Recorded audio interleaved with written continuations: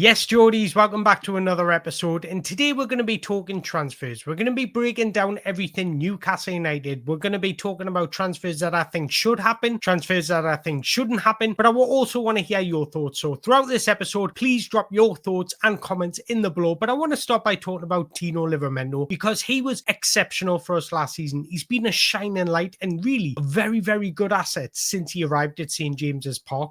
So it looks like Fabrizio Romano is trying to promote Tino Livramento to Manchester City. I'm going to let you in on a little secret here because it's happened to me personally. I haven't got the biggest following.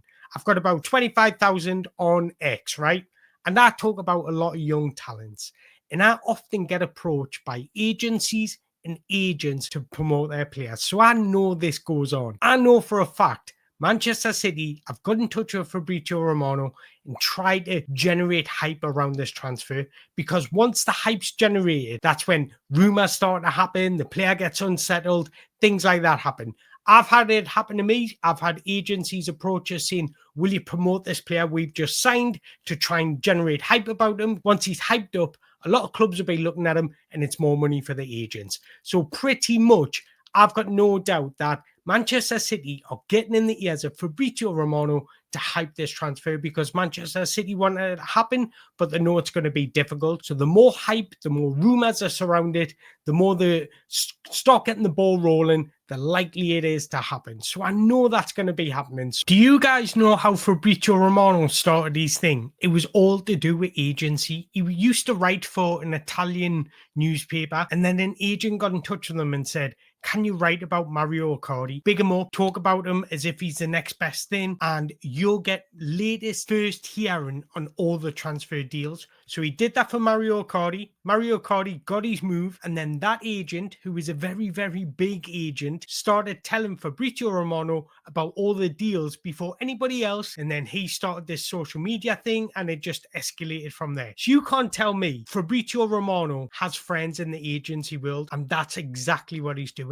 Look at the accounts like The Secret Scout and Rising Ballers. All those accounts that promote young footballers all work for an agency. And I know which agencies they work for because you can make it out. Look at the players they're promoting are all under the same agency. So when they big up a player, it's an agency trying to hype up that player. That's what goes on in social media. So when news breaks like this, and Fabrizio Romano continuously talks about it, even though Newcastle United have shut it down and said he's not for sale, this is why. Agency, his friends, he's getting paid to do it, whatever it might be, are boosting up this. I want to squash it right here because Tino Livramento is not for sale. Fabrizio Romano, negotiations for Tino Livramento to Man City currently complicated and on standby. I'm not surprised by that, because why would we want to sell Tino Livramento? He has been phenomenal for us. Now, I often say, if you want to be a big club, you've got to act like a big club. And if you want to compete with the big clubs, you've got to act like a big club, not get held for ransom, not selling your best players. And you want to really stamp your authority in that mix of big clubs. Keeping Tino Livramento is a must. Last season, he showed his class for us. He's versatile enough to cover at left back despite being a right back, and it looked like his game didn't diminish at all. Just as good as at left back than he was at right back. His energy, his endurance, his ability to impact at both ends of the pitch, it massively improves us. He should be and could be our future right back for many years to come. He's 22 years old. He was signed for about 30 million.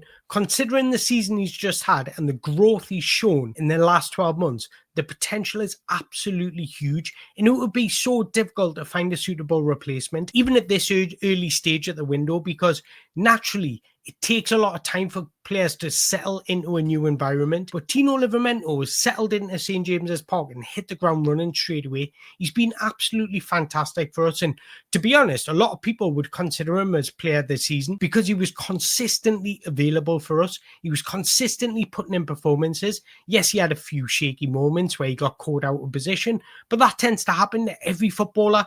It's if you highlight those weaknesses over the strengths, you won't see what he actually does bring forward. And and he was absolutely fantastic for us. So unless City offer insane money, then I wouldn't sell.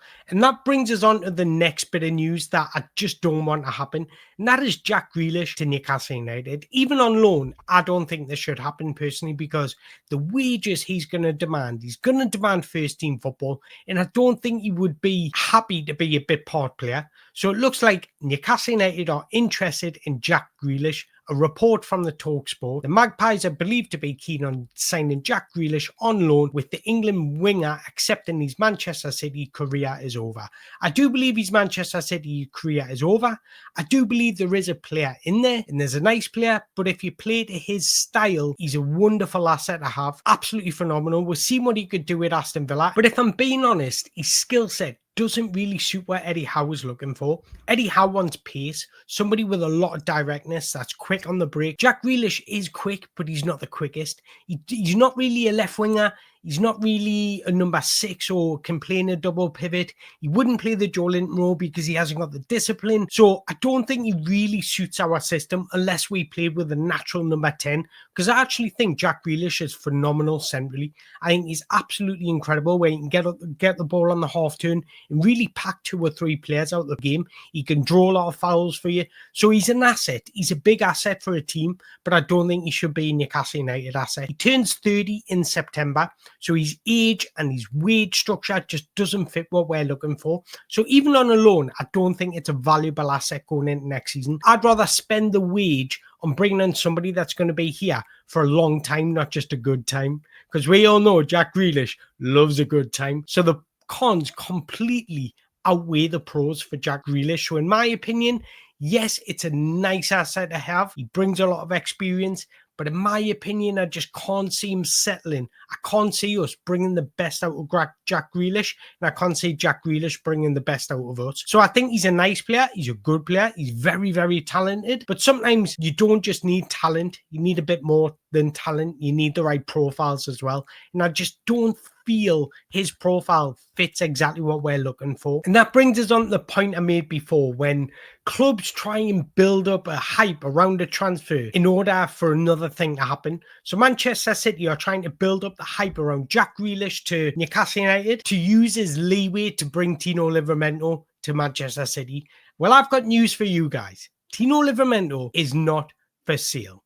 Personally, like I mentioned earlier, if you want to compete with the bigger clubs, you've got to act like a bigger club. So unless Manchester City are willing to pay ridiculous money, I'm talking over 100 million for Tino Livramento, then he's not for sale. And I've said this before, and you might disagree with this. I actually think Tino Livramento's style fits us better than it would Manchester City. Manchester City generally like to have their fullbacks using the inside channels rather than going on the outside. Tino Livramento is far better when he's doubling up on the outside, creating overloads out wide. That's where he excels. Man City don't use their fullbacks like that. So that's why his profile is best suited for Newcastle United than it is Manchester City. So for the best of his career, I generally believe he's better off at Newcastle United than he is Manchester City. And that's not me being biased. It's just me being completely honest. So moving on to some more news. And there's been no links already, but I know links are going to happen. So it's just come out today that Dominic Calvert-Lewin will be leaving Everton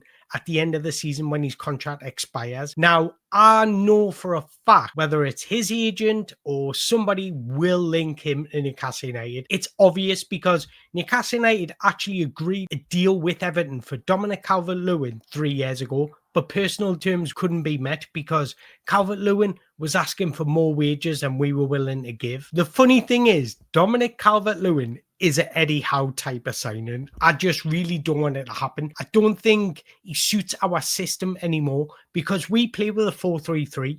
So your striker needs to be comfortable receiving the ball in pockets of space, needs to be quite a good dribbler like Alexander Isak. Dominic Calvert-Lewin isn't that. He suits a system where you're playing in with a number 10, so he can play on the last man, really be aggressive, force the opposition back, and allow his number 10 to be creative on the ball. And then Dominic Calvert-Lewin can get in the box and do what he does good. That's not naturally what Newcastle United do. We allow Isak to come and get involved in the game. We allow him to get involved in play. And I just don't think Dominic Calvert-Lewin is a nice signing for Newcastle United. He's got a poor injury record. He's had 15 injuries to date throughout his career. 7 of them have been a reoccurring hamstring injury. Once you've got a hamstring tear or you've tore your hamstring, almost impossible to get back to 100% fitness. And we're seeing it again with Calvert-Lewin. We've seen it with loads of players. Michael Owen was another one. He's missed 714 days in 111 games through injury. I'm sorry, for a player that's only hit double figures twice in the Premier League, that is a massive risk. Now, I know you'll be looking at this thinking he's not going to play much because we've got Alexander Isak. What if Alexander Isak gets injured? We'll rely on Dominic Calvert-Lewin. Like, he's a good player. He's a decent player. But if you really want to get into Champions League and really push where we are now, Dominic Calvert-Lewin isn't your guy. The thing about Dominic Calvert-Lewin, if you offered me Callum Wilson or Dominic Calvert-Lewin for a backup striker, Alexander Isak, moving forward for the same wages, Callum Wilson wages, I'd probably take Dominic Calvert-Lewin, even though he's not reliable. But when he does play, he's going to give you more than Callum Wilson. But I would not take him for 130 grand a week. I'm telling you right now. So if he's expecting that, then Newcastle United isn't the place for him. And he's only hit double figures in 2 separate Premier League games. 2019-20, he scored 13 goals for Everton. 2020-21, he scored 16 goals for Everton. He's not worth the 130 grand a week wage demands that he's asking. They are the reported fees that are coming out of Everton. Now, if we offer him 130 grand a week, you're going to have Alexander Isak knocking on your door. You're going to have Bruno knocking on your door. You're going to have Joe Linton knocking on your door. You're going to have Tonali knocking on your door. You're going to have every single Newcastle United player knocking on the door saying, why is he getting paid more than us? We've actually got you into Champions League. He's done nothing for this club already. Why are we not getting more wages than him? That is exactly what will happen. So I'm just predicting it now. Get ready, because we are going to get linked to every day to Dominic Calvert-Lewin. And there's more transfer news, but this is some outgoing news. So it looks like Leeds United are interested in Sean Longstaff. Crystal Palace hold an interest in Joe Willock. Now, personally, I would like to see them both go this summer. I would like to see replacements on them both. Let's start with Joe Longstaff to Leeds. Obviously, he came out of our academy, which is pleasing to see. Generally helped us during tough moments. And that's a real nice thing. Like, I wish nothing but the best for the player. A player we needed in that moment in time, and he stepped up and helped us. But in reality, we've outgrown him now. He's 27. Go and enjoy the rest of your career. Go and get regular football somewhere where you'll just play regularly or just play a lot more minutes than what you would at Newcastle United. He's a good fit for Leeds. He would bring some valuable experience, but he would provide an engine in the middle of the pitch. Now, I think Leeds could do with a player like this, somebody with a bit of know-how, somebody that's been and done it in the Premier League for years and years. Yes, he might not have played many minutes, but he's been in that environment. And I feel like Leeds would need that coming into the Premier League. So I think it would be good all round. Sean Longstaff will go and get regular game time. He's coming to, well, he's 27. He's not coming towards the end of his career, but you know what I mean. He's going to get more game time than what he would at Newcastle United. Newcastle United get him off the books so that we can look for a better, more valuable replacement. Leeds are getting a player with good engine. You know what? He's a good, steady Premier League player, and I think that's what Leeds United needs. So I think it would be a good fit all round. Leeds United is a good club to play for because they're a big club. They are got a passionate fan base, ambitious, and that's exactly what you want when you play for a club. So I think it would be a good fit all round. Then we'll move on to Joe Willock to Crystal Palace. Look, Joe Willock is a good player. I think he'll go on to have a wonderful career, a career that I wish I could have. Do you know what I mean? So he's not a bad footballer, but the truth is he doesn't fit our system and he's best suited for Crystal Palace. He could occupy one of those number 10 roles, which is more likely to complement his skill set. Somebody that will drive forward on the ball, somebody that wants to play in that final third, wants to link up play, orchestrate attacks, wants to drive in that final third. He's still only 25. We paid 25 million. I'd be happy to break even on him, at least on that price. So if we could get at least 25, maybe push for 30 million for Joe Willock, I'd happily see him go because he doesn't fit our system. We've seen that when he tried to fill in for Joe Linton. It just didn't work. We don't play with natural number 10s, whereas Crystal Palace play with 2. So he could occupy one of those number 10 roles. And I think he would actually suit and complement his skill set. He'd be going back to London, so he would be in a better environment where he grew up, so he'd be more accustomed to that environment. And don't forget, Crystal Palace have European football on offer as well. So I actually think it would bolster their squad. They're getting a good Premier League solid player that could be a valuable asset in Europe. We're getting him off the wage bill. That allow us to go out and recruit properly for a player that will fit our system.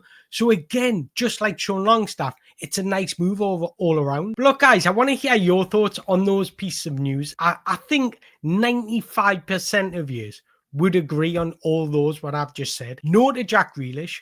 No to Tino Livramento, no to Dominic Calvert-Lewin, yes to Sean Longstaff, and yes to Joe Willock. Let me know your thoughts in the below. But if you've enjoyed this video, make sure you hit that like button, hit that subscribe button. Until next time, how are the lads?